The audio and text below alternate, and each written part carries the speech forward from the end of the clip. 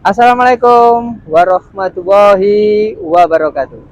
Selamat datang lagi di channel YouTube saya, Iwan Sandi Partners. Oke ya, kita hari ini berada di Cirebon, lebih tepatnya di Pengadilan Agama Cirebon. Nah, kayaknya suasana hari ini sangat terik ya, panas, tidak sesuai ekspektasi saya.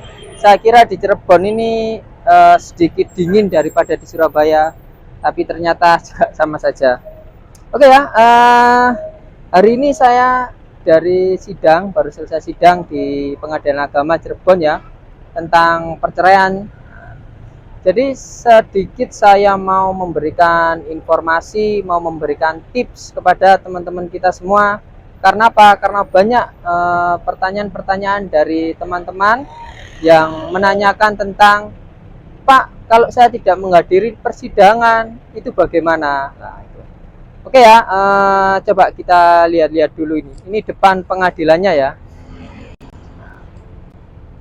Jadi seperti ini depan Pengadilan Agama Cirebon. Ini Pengadilan Agama Cirebon, ini kelas 1B ya teman-teman.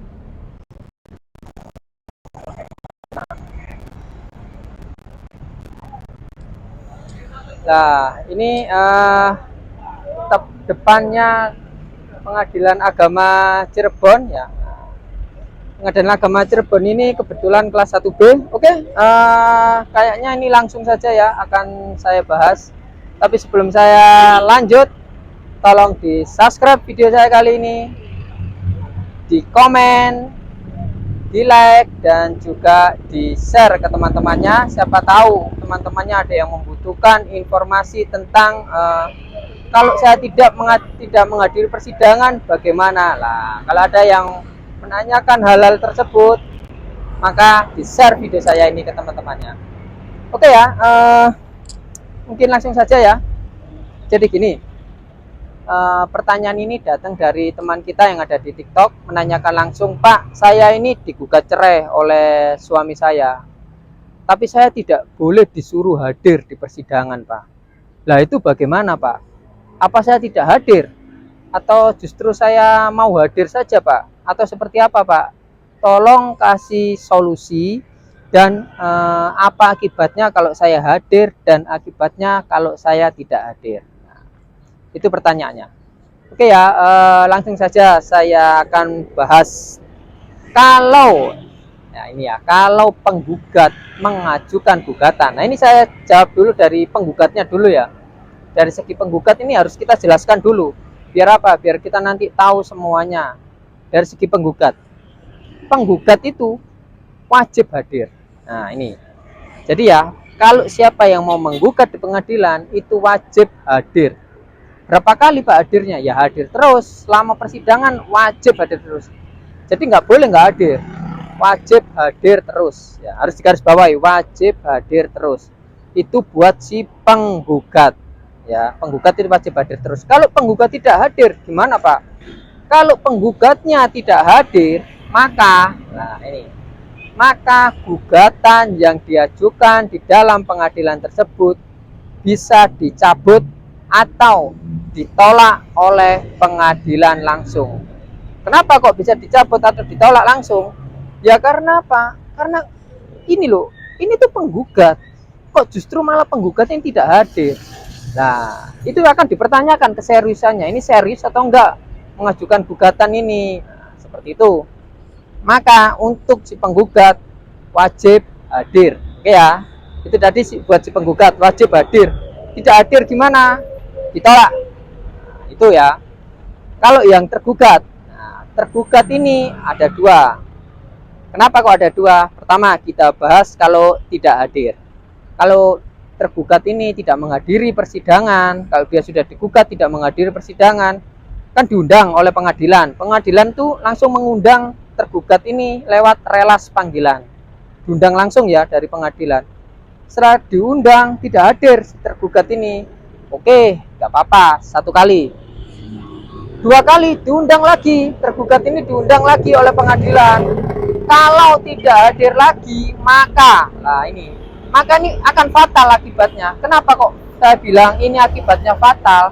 Karena penggugat tadi yang menulis gugatan, mengajukan gugatannya akan diputus secara sesuai dengan isi gugatan tersebut. Jadi pada intinya gugatan tersebut akan dikabulkan semuanya dan putusan itu adalah putusan first take. Nah, putusan first take itu apa, Pak? Nah, itu sudah saya bahas di konten saya sebelumnya ya. Tolong dilihat juga biar kita tahunya itu nggak setengah-setengah. Putusan first take sudah saya bahas. Nah, jadi kalau 1 kali nggak hadir, nggak apa-apa, dikasih kesempatan. 2 kali nggak hadir, maka diputus secara first take. Nah, itu ya. Itu kalau tidak hadir. Nah, Pak, gimana kalau saya hadir? Nah, kalau saya tergugatnya hadir, maka tergugat tersebut akan mendapatkan hak-haknya. Berupa apa hak-hak saya ini, Pak? Nah, ini kalau tergugatnya perempuan ya.